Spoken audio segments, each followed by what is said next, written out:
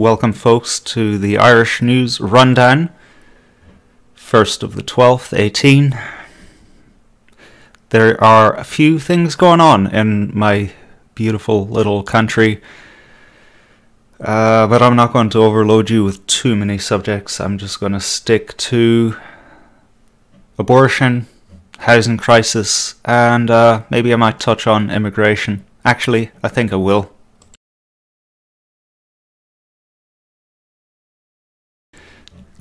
Now, the biggest thing of note, I think, is our abortion situation.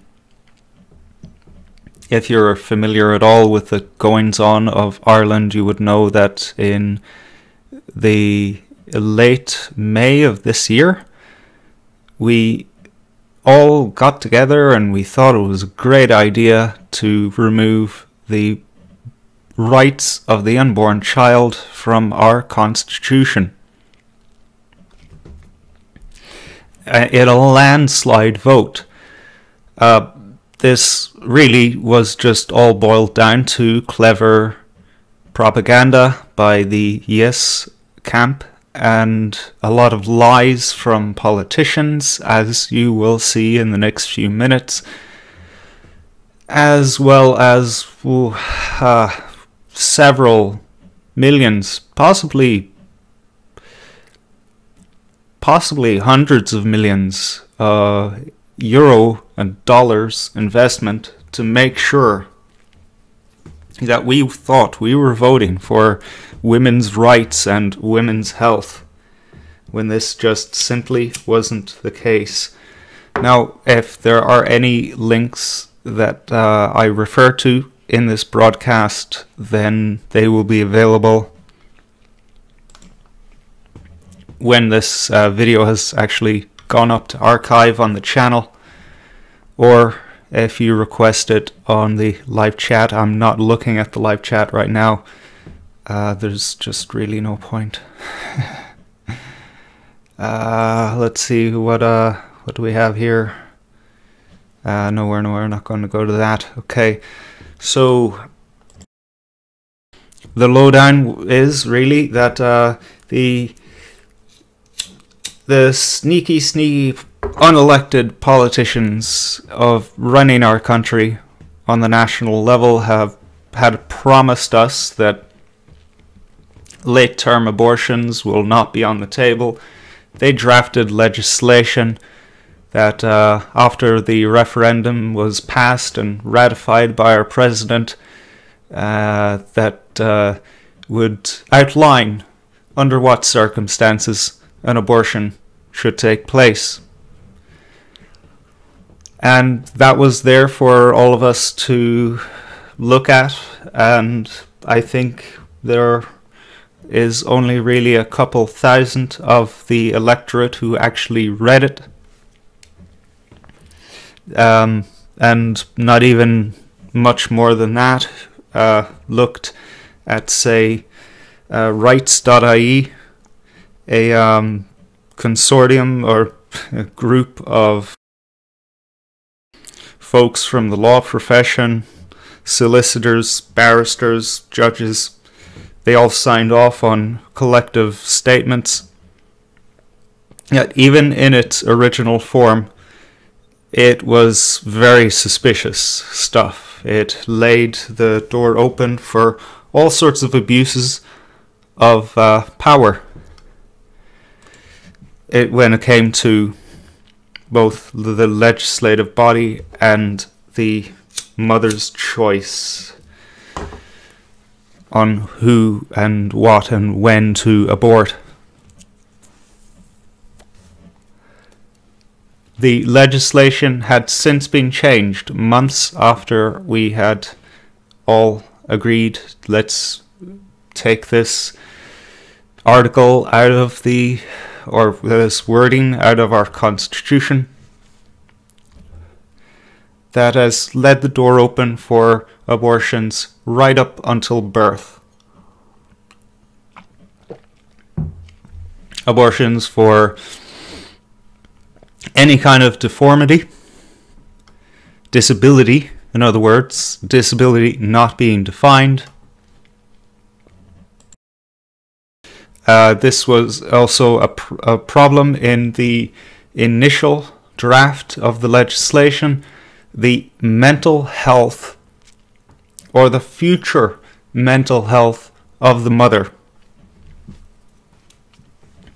Now it can be considered that if someone is going to suffer mentally, then she should be able to abort her child up until birth. Pretty gruesome stuff. Now I did hear, and just in passing, this is what I saw on social media. I haven't really actually gotten down to substantiating this, but suggestions that certain politicians were putting out that maybe we shouldn't specify the gender of the person getting the abortion. In other words, we should frame it, word the legislation as such that it's possible for a man to have an abortion. Transsexual man, or is it transsexual woman? I forget the terminology, which goes which way. But yeah, that's the level of thinking of our government today. It's very Sweden-esque. A lot of other Irish thinkers and commentators and journalists have been pointing out that Ireland seems to want to be in the cool club. That's just the way we are. We've been subjugated for so many years by the British that we've always wanted to be like the British in order to be treated better by them. And this Stockholm Syndrome has been transferred onto the European Union, and now we want to be the cool people. We want to be the cool kids, or at least be like the cool kids, or even be better than the cool kids, which means to be more Sweden than Sweden is itself. So that's where we're at now. A lot of requests have been made by the pro-life movement, or some people. Gemma Doherty, for one, has suggested that she's not pro-life, she's pro-child, pro-baby. That makes a lot more sense. It gets to the point. A lot of these people have made requests of our government to enter into legislation such as for children who are more developed in the womb be given some kind of anesthesia, some kind of painkiller or something to reduce the suffering of the child. And if you're unaware of, say, the gruesomeness that even a second trimester abortion is, you would, you should look into it. It's pretty horrific. You would think that in a normal society we would require that a child, whether in the womb, whether we identify that child as a human or not, that they receive some kind of painkiller, because they do experience and they do feel. Another request was that these children be buried, to be put in graves, to have an actual resting place for their soul, for their body. None of these were taken into consideration at all, and regrettably, Thursday just passed. That is, what date is that now? Thursday, 29th of November.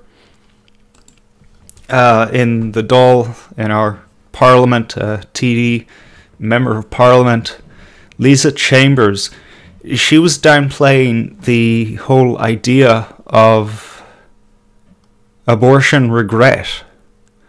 So I want you to look at, or at least listen to, this statement. Those people that have spoken to the survivors, these alleged survivors of botched abortions in other jurisdictions. So instead of perhaps listening to anecdotes, fairy tales, and I mean essentially stories that, you know, have dubious sources. Abortion regret is a makey-uppy thing. It doesn't exist. It's just your own, I don't know what you want to call it, but it doesn't exist.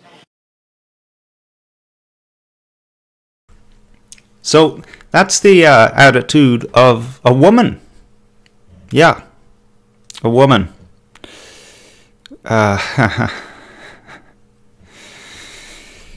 Oh, Jesus.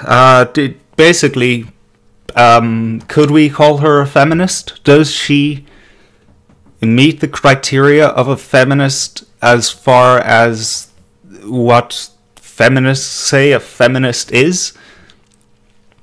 I.e., listening to women, listening to women's experiences? I don't think so. Yet, she would pass for a feminist for most people, I think, because, well, she supports abortion. That's kind of picking and choosing which women that you listen to, so I want you to give a listen to a particular woman who was quite angry at the statements made by TD Lisa Chambers. Hi everybody, my name's Patricia Cochran and I am from Drogheda in County Louth. This is a message for Lisa Chambers, the TD. I'm actually sitting in my car at the minute because I do not want my kids to hear me. Lisa, this message is for you. Was listening to your debate last night on abortion regret and how it is a makey up thing, okay? And I'm absolutely disgusted and so angry that you can dismiss women like me and thousands of other women out there who have suffered with depression, with anxiety, from suicide, drink, drugs, hospital stays. Like me, I have suffered. I've been in hospital after my abortion twice from trying to end my own life because I couldn't live without my child. I have suffered for the last 13 years with anxiety and depression. Are you telling me that my symptoms, that my abortion story, that what I've suffered was a make-you-up thing? Are you telling me I made this up? Because I can tell you here and now, I'm absolutely disgusted that you come out with such a comment. Okay? You do not understand, okay, what abortion does to a woman. And this is the reason why I'm making this video, because I know firsthand. And the last thing, what abortion does to women and the effects it's going to have on women. Okay, and this is why I'm doing this video, because I want women to know that you are going to suffer. You are going to suffer dramatically. And because people don't understand, we're human beings. We've got a conscience. Do you think you're going to be okay after ending your own child's life? Because I can tell you here and now you're not. You are going to live with pain for the rest of your life. You are going to live with an emptiness, a hole that will never ever be filled. And you are always going to wonder about that child, like I've done for the last 13 years. The nightmares, the depression, the anxiety, the constant crying, looking for my child. I have 3 other kids. I should have 4 kids sitting with me. You know, I'm lucky to be alive, to be with my 3 other kids. That's the effects abortion had on me. And I am going to open up about my story because you know, people think you're an educated woman. I think you're an uneducated fool because you have no idea what abortion does to a woman. I suggest you go and educate yourself on what it does to women, okay? And I'll happily meet you. I'll happily sit in a door. I'll happily tell my story. You know, no problem, Lisa. I'll meet you face to face. And you tell me now, and you tell me face to face that my symptoms were makey uppy, okay? I'll give you living proof. I'll give you proof. Whatever proof you need, I'll give it to you, okay? My mental health problems started from after my abortion, okay? Now, Lisa, I'd like to meet you, and I'd like you to tell me face to face, okay? But I won't hold my breath because you don't seem to want to hear people's stories like mine. You know, you're happy enough to listen to the repealer stories. Okay, but you won't listen to my story and thousands of other women out there. I'll happily meet you. I'll happily bring hundreds of fucking women with me, okay, that I've spoke to and opened. The women have come to me and opened up to me after I come out with my story for Save the 8 campaign. So Lisa, I'm telling you now, I'd like an apology, and not just for me, but for all the other women in this country that have suffered because of abortion. So I would love an apology, Lisa. I'm absolutely disgusted that you could say something like that. Okay, and I hope to God this video gets to you. I really, really do, because I'll be waiting for your apology. I gotta love that anger, and you should too. Holy hell. And now one thing I will pull that woman up on is that her certainty that every woman will experience this emotional shattering, or at least wondering every day what might have been.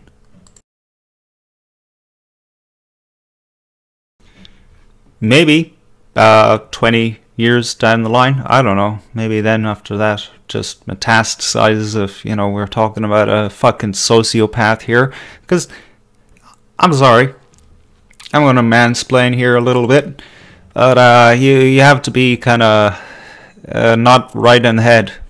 I'm sorry, folks. I'm sorry, ladies, if you go and do this and you have you are lacking some kind of emotional hurt over what you've done to yourself, and I'm not going to say anymore, but she might be wrapped up in her own pain in saying that a woman will definitely experience this, but her voice means something, and you know what? I don't think this is the last that we have seen from this woman, because she is fucking angry, and I don't think this Lisa Chambers had any idea what can of worms she was opening up for herself when she decided to spit in the face of thousands and thousands of women who do experience horrific, emotional, and also physical effects of abortion. So another subject, actually another demand that was in the news for quite some time, I think ever since, like say a week or two after people got over the shock of us collectively at landslide repealing the rights of the unborn child, up until, well, today, the demand for conscientious objection by hospital staff, GPs, or in America you call them MDs. Just the ability to say, no, I don't want to perform an abortion. That's not accepted. That's not allowed. Everyone must perform abortions. If you are in the medical field, you must have something to do with that, or I don't know, you lose your job, you go to jail, I don't know. Will they send people to jail for not performing an abortion? Well, at the very least, you will be sent to jail or have your license revoked for not, at the very least, referring your patient on to someone who can perform the abortion in good conscience. But I don't think they're even going to give doctors that at the end of the day. So here is a statement by a children's nurse, a direct message to Minister for Health Simon Harris.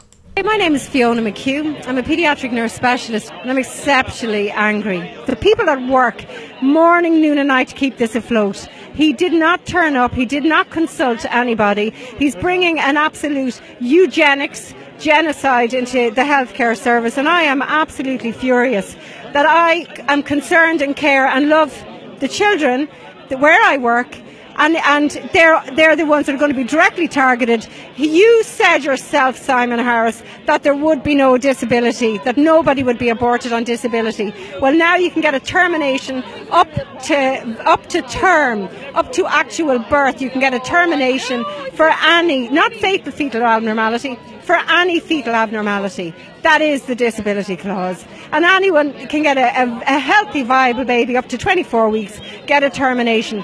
An obstetrician and gynaecologist that I was talking to recently is a 23-weeker and is serving in the healthcare service. I am so angry. This is going to affect not just GPs, this is going to affect theatre nurses, ward staff nurses that are working in gynaecology wards that are going to come on duty and be asked to, in room 3 you have to do a termination of pregnancy. Where is their conscientious objection with an overstretched healthcare service? I am so furious. How dare you inflict this without consulting with one member of the healthcare service? You have no backbone or no moral fibre. I will say that video was unusually cut. She wasn't the most succinct speaker, but I think the video was cut up in such a way that it made it even sound more disjointed. Sorry about that, folks. I should have spent the time looking for a more reliable copy of this video. That seems to be a demonstration in Dublin not so many days ago.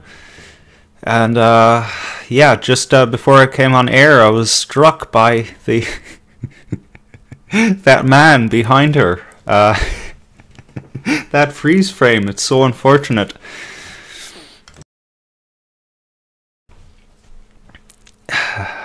Good God. Let's stop for some comic relief for a few minutes, and we'll get into the other stuff. And I'm not going to drag this out for any longer than it needs to go on, because I hate those YouTube fucking videos that just ramble on and on and on and on and on, and in the end of the day say nothing. Just masturbatory sessions. Although a few people that I follow on YouTube are guilty of that. But they're still good people, and they're dedicated people, some whom I will actually link you to later in this broadcast. But here we go. Here is the EU visits Dragon's Den. This week on Tiger's Lair, it's the turn of Jean Junket, who has a management business in Brussels called the EU, and is now looking for further investment from our British tigers. Hello, I'm Jean Junket, and I'm here looking for £50 million a day from you to fund my ever-growing business in Brussels. Thank you. Okay, so what is this business, and what are you offering for this £50 million a day investment? I'm happy to say we currently have 28 countries under our control. We make up any laws we want, we tell them what to do, that sort of thing. And now we're ready to expand into 5 new countries: Albania, Serbia, Turkey, Montenegro, Macedonia, etc. And how much are they going to invest? Nothing. Not at the moment. In fact, you'll be paying them to join, because they're all a bit down on their luck at the moment. However, I think... Wait. Let me get this straight, yeah? You're asking me to invest £350 million a week just so you can get an extra 100 million more skimp people to join your club? Yes, that's the business model we're going for.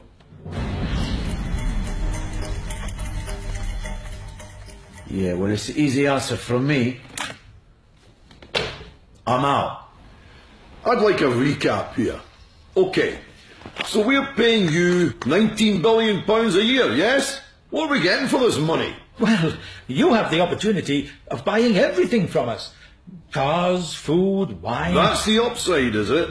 Oh dear, the Tigers are not impressed.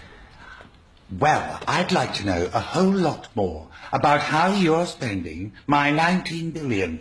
And before getting involved, I certainly want to see a full set of accounts. Well, there aren't any. There never have been. Most EU countries trust us to do whatever we like with your money. And what are you getting out of this? Well, we all need 150,000 a year salary, tax-free, of course. And then there's 33,000 politicians, bureaucrats and their chauffeurs all on top whack. And we'll soon have our own private army. I've got to say this to you. I find your business model totally lacks transparency. In fact, I think it's dodgy. It's a leap in the dark. And on that basis, I'm out. Thank you. Well, so far the Tigers are not going for this. Well, as a major investor, I definitely have to have a say in the running of the company. No, you can't! You have no say! And if you try and leave our glorious union, this grey, miserable little island will sink into the Atlantic, and you'll never win the Eurovision Song Contest ever again! Oh dear, a moment's lapse there. I'll tell you what concerns me. This is a vast amount of our money which could be better used here in Britain to ease austerity and boost the NHS. So for that reason, sweetheart, I'm out. Thank you. I'm definitely out.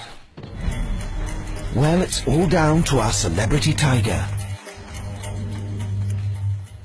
Actually, I'd like to make a counter-offer. You know, like you, I think you're ambitious, and I think if we both cooperate, we can continue to trade together. But, John, what I'm not going to do is give you 350 million a week just to fund your vast expenses and grand projects, which, I agree, should stay here for the NHS. So that's my offer. Well, I'm afraid we are inflexible. I can't negotiate or make changes, so, Sorry, then I'm out too.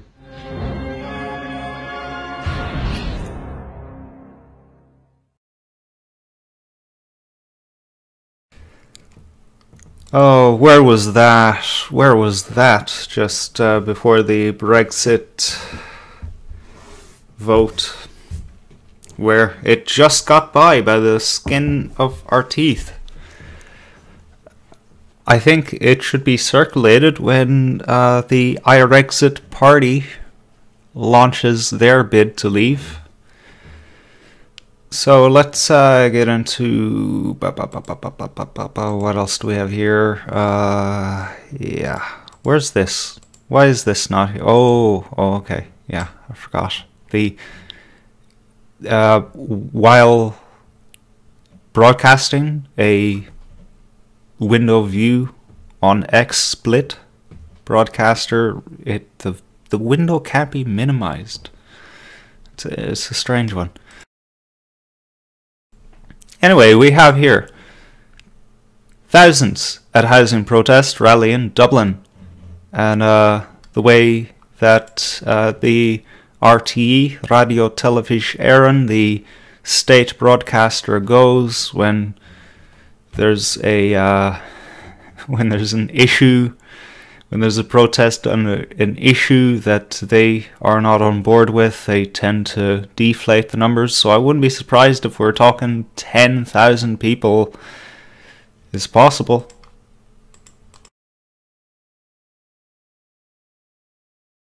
Let's take a look at what the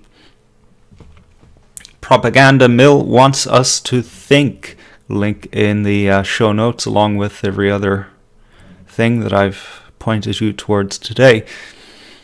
A protest to highlight the housing crisis is underway in Dublin city centre, with up to 10,000 people estimated to be taking part. Okay, so, wow, maybe more, maybe 14,000 I would say.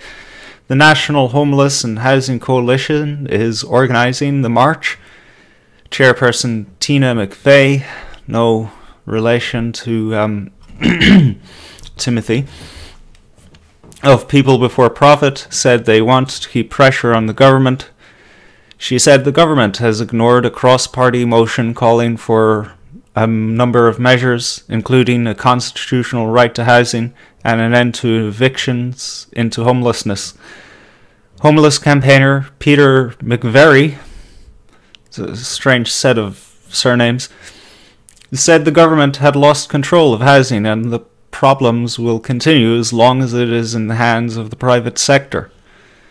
Which is, really weird. I will come back to that.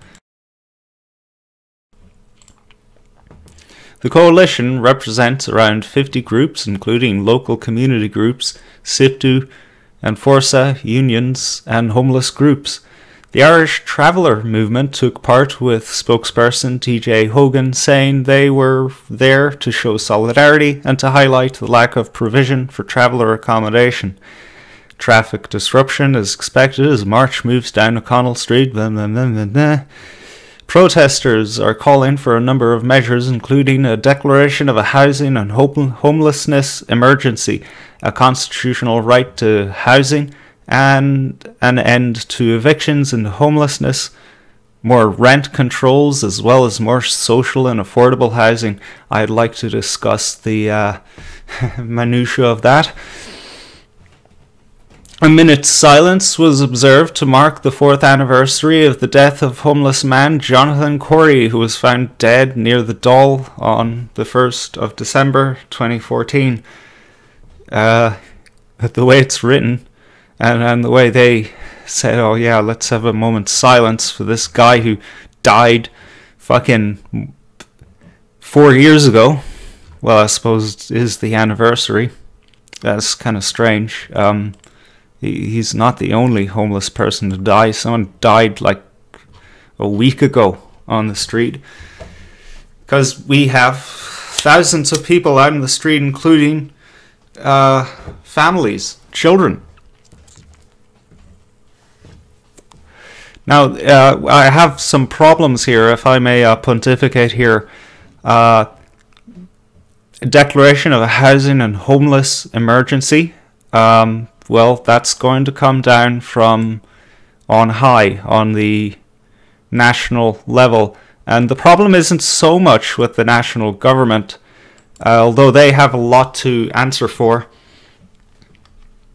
It's got to do with local councils, and they have the power in their hands to assign plots of land that they have bought, and then to start building on those plots of land. It seems that the impetus is to put more power in the hands of the national government and to take power away from the local councils, because I think they're just going to be phased out completely.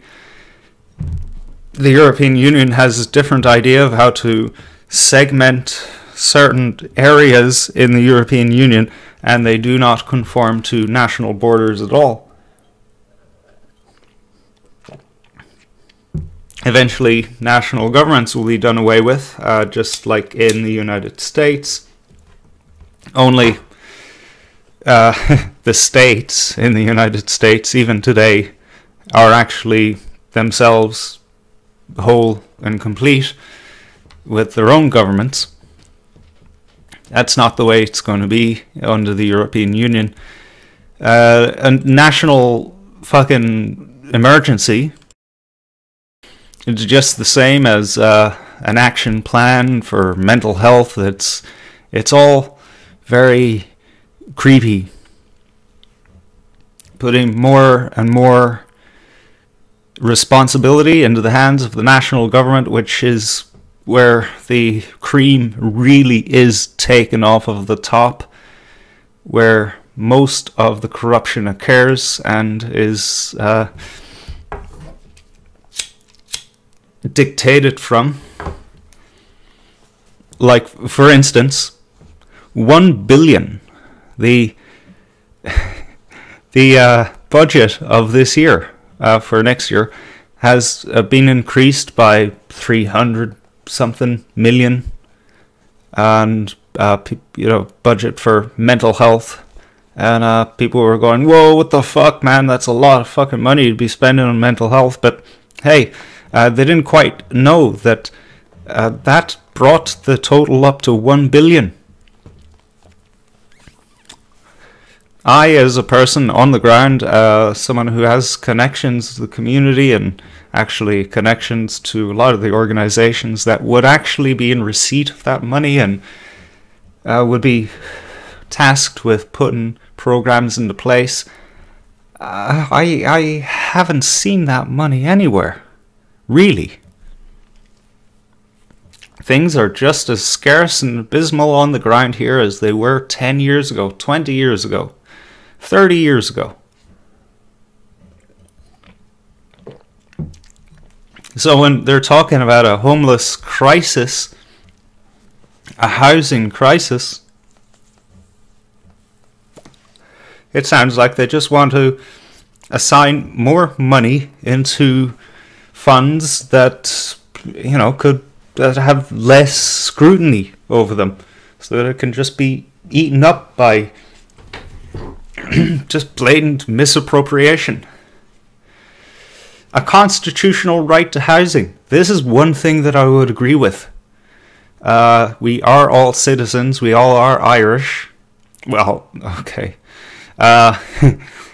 Rather, the Irish should have the right to have a home. This has been the way it was ever since the Brehon Law, way before the British replaced our culture and our language and our legal system and economy with their own common law capitalism. They injected their bullshit. But before that, everyone had a base right to a home, a modest square of land, and a cow. No matter what happened to you in your life, that was what you were owed as a freeman. That was what you were given, and you were expected to work with that and build yourself up again. But we don't have that. And we do live in a society where things don't work out. I listen to these classical liberals and libertarians, and most notably I'm thinking of what's that guy's name? Jordan Peterson. Yeah, that guy where everyone just gets down on their knees and worships him like a pagan idol, and performs ritualistic fellatio on him. Yeah, he has some brilliant ideas, but I think that gives him license to come out and say some things that are just incorrect. And he's just intelligent enough that he can bullshit his way out of anyone, if they even did bother to pull him up on these little inconsistencies. I gave him my ear for another 3 hours, just as I was getting my morning started, just this morning actually, and he was talking about like how you gotta like work yourself up, you gotta put your time in, usual capitalist jargon. And please, don't be simple-minded here, folks. I'm not a Marxist. There are other ways of seeing the world and running a society than your Hegelian dialectic. That's not the way it works, People build up and they give a lot, and especially these days, the system just fucking robs them. This is the way it is. Sometimes just horrible fucking things happen and people come crashing down to the ground and they have nothing left. And you can see that this happens a lot these days from the suicide rate, particularly of men, because I'm sorry, who makes out better in divorces? So, an enshrining of this ancient Brehon law style socialism, if you will. The Irish, we are patently socially conservative, economically socialist. That's just the way we were and the way we still are. If we could re-enshrine that in the Constitution, that would be fucking amazing. But I have to say boo-hoo to the rest of these demands. More rent controls. Yeah. Do you remember what happened the last time the government stepped in and put rent controls in? Yeah. They gave like 3 months warning to landlords, and what did the landlords do when they heard that their rents will be frozen for, what was it, 2-3 years or something like that? Well, they jacked up the fucking rent, didn't they? To the point that my younger sister and her partner had to skedoodle from where they were. My younger cousin was in the late stages of her first pregnancy, a young couple. They could have really used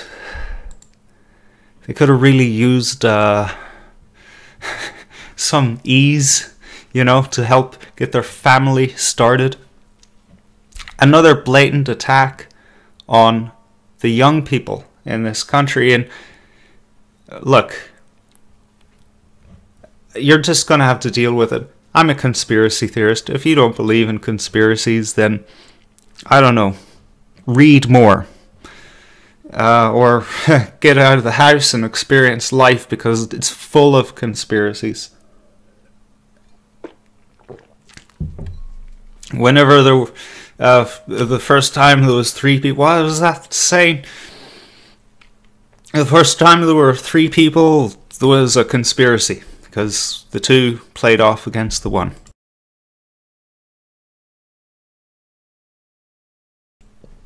So what's this other thing that they want? As well as more social and affordable housing. Alright. So, I should have pulled up a link for this. I will do so and include it in the show notes. The plan is basically to give grants. This is in the new budget, to give grants to householders to basically do what they did in the 80s, just divide their house up, convert their garage or whatever into a little domicile for people to live in. And that's going to be affordable housing. Affordable housing is going to be little tiny boxes. A little birdie told me, I don't have the security clearance to know, or even to go as far to tell you as to who said this and where it originally came from, but the idea is to do an overhaul of council houses to systematically, gradually kick out the current tenants and then subdivide those houses to be then rented out to more individuals. Bleak fucking times. So these socialists, they're getting right behind all of this agenda.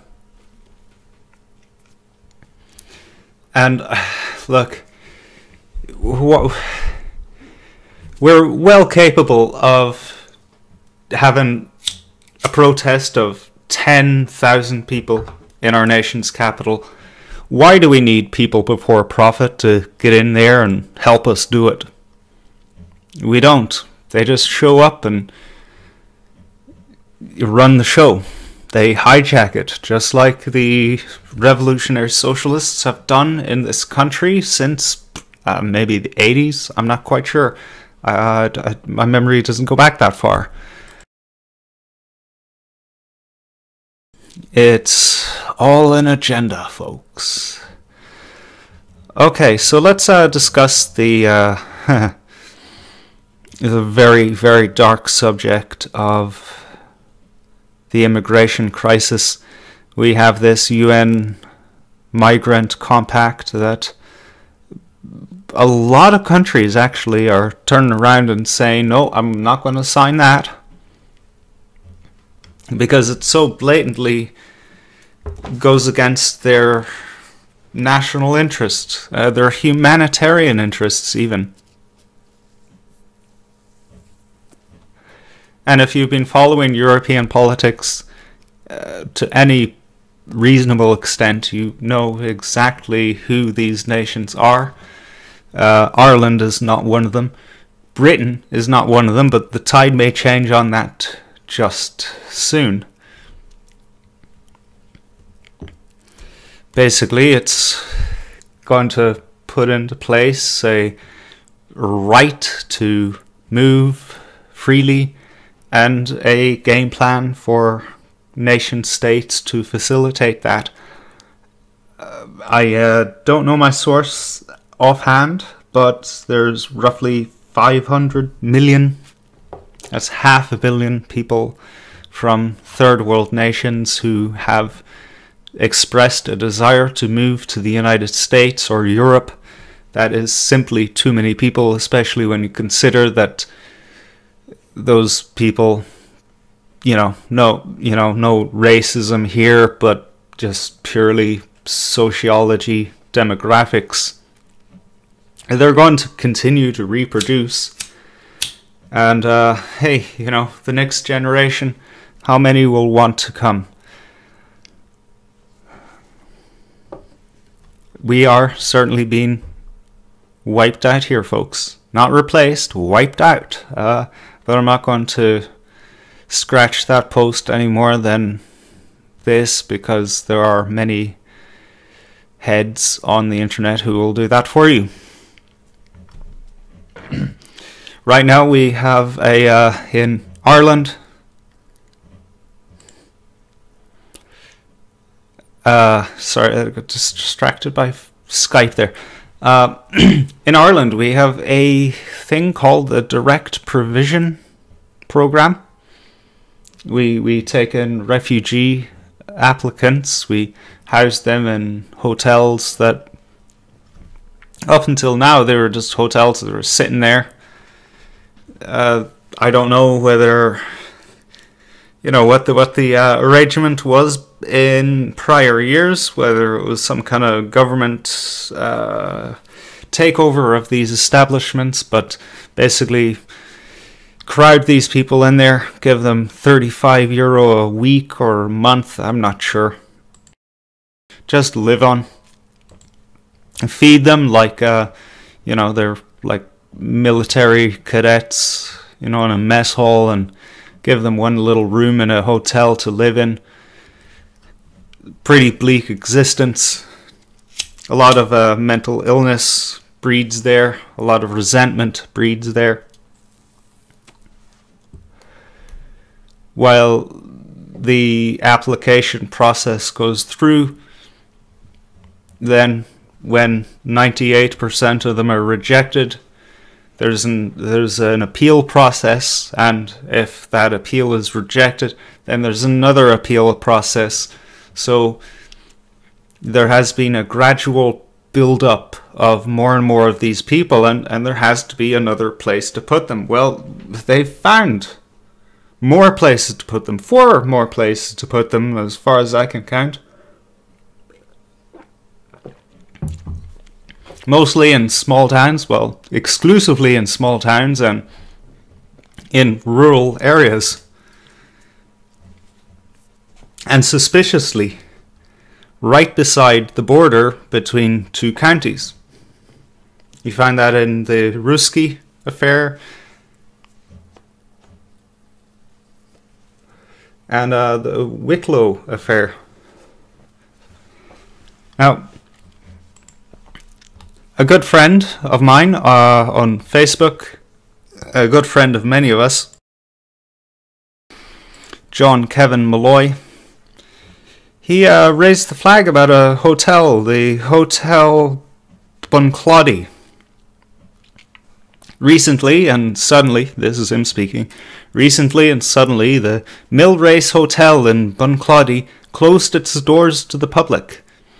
An absolutely beautiful hotel situated on the Carlow-Wexford border. The public were outraged, but to be fair, it had lacked support for a few years and suffered from the economic recession. Locals have been told it's now a home for the elderly, probably the most unsuitable building one could expect to see house our elderly. It now is protected with security and barriers, and non-elderly person to be seen. In light of the many hotels now being turned into direct provision centres, I wonder, has the people of Buncloddy, have the people of Buncloddy been told the truth? And it is certainly a beautiful hotel, one of those hotels where the front is kind of rounded and the wall is glass. Nice sandy stone. You know, it'll be a nice place to stay. It's a idyllic looking area on a dock, I imagine.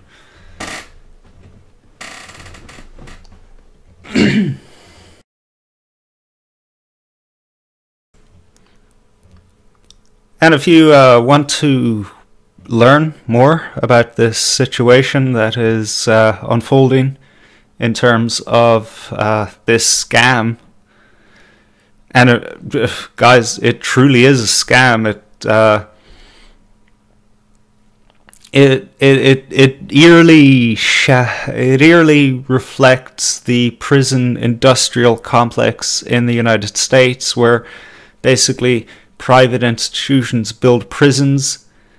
They are licensed, I guess, by the state or the federal government, and then basically they get to house inmates.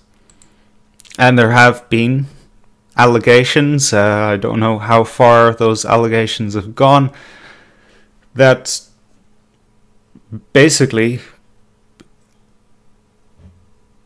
judges and lawyers are in cahoots with these private organizations to convict people, just to throw them in there. And the conditions are terrible in a lot of these places. In most places there is forced labor. These people are making money off of the federal government to house these, or state governments to house these inmates, and they also get them to make electronic gadgets. The same thing is happening here. One particular hotel, I believe it's the hotel in Ruski, has 35 rooms. It's a small hotel for a small town. And it's going to house 100 refugees. You do the math. How are they going to fit in there? How is that good for anyone's mental health? Even if you had one hotel room to yourself, that's still not good. But what I wonder is, and it's really fucking dark to consider, folks, are they going to be putting strangers in there? Like, you know, men with women? Do you see what I'm getting at? What kind of climate of dysfunction and, you know, that's going to fuck a lot of people up. And a lot of these people in these local towns, they fear for the safety of their community. There's very sparse police force in the area that is barely good enough to take care of the locals themselves. And also you have this problem where, for some reason, all of these hotels allocated, you would swear it was coordinated, right? They're on the border with other counties.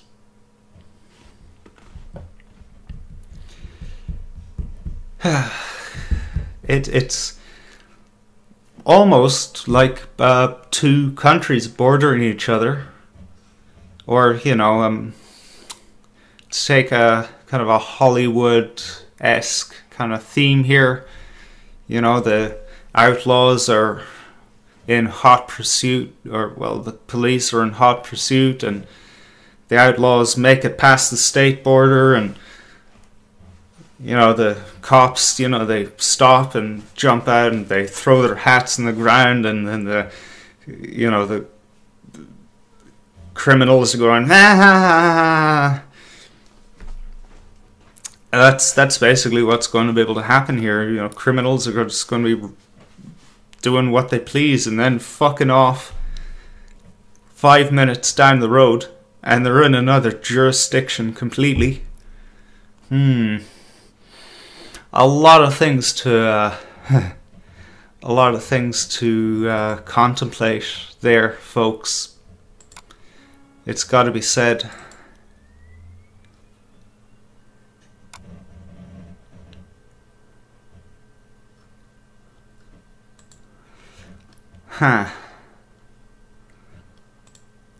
Well, look, I think I'm going to have a little fun here.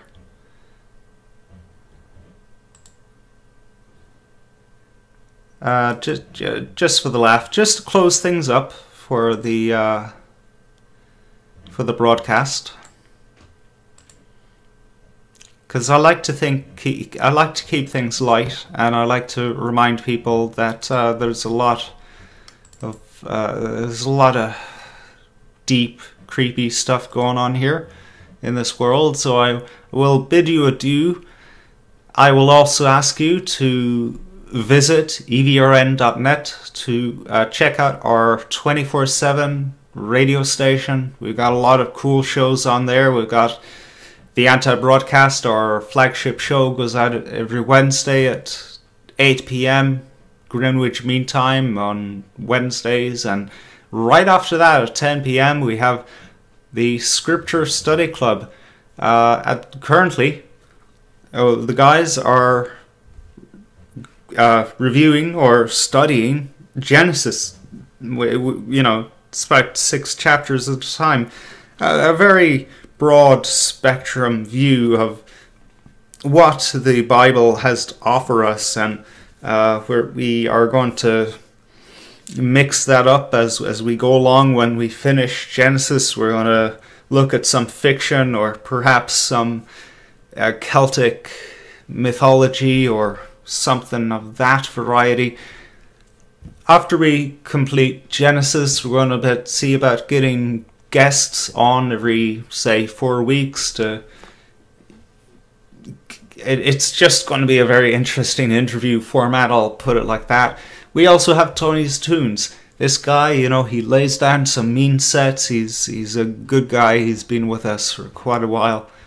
A gem of a guy. Electronic music from the 80s up until recent. New show, I hope. Well, not a new show, but a new show to EVRN, the Jack Klassen Show. I hope that he actually follows through this time and joins us. So check out that, and also check out our Discord server in the description. A lot of good folks there. We're trying to build a good server there with a lot of people. So come along and have the crack, as we say in Ireland, and help us build the dream. So I will leave you off with Illuminati.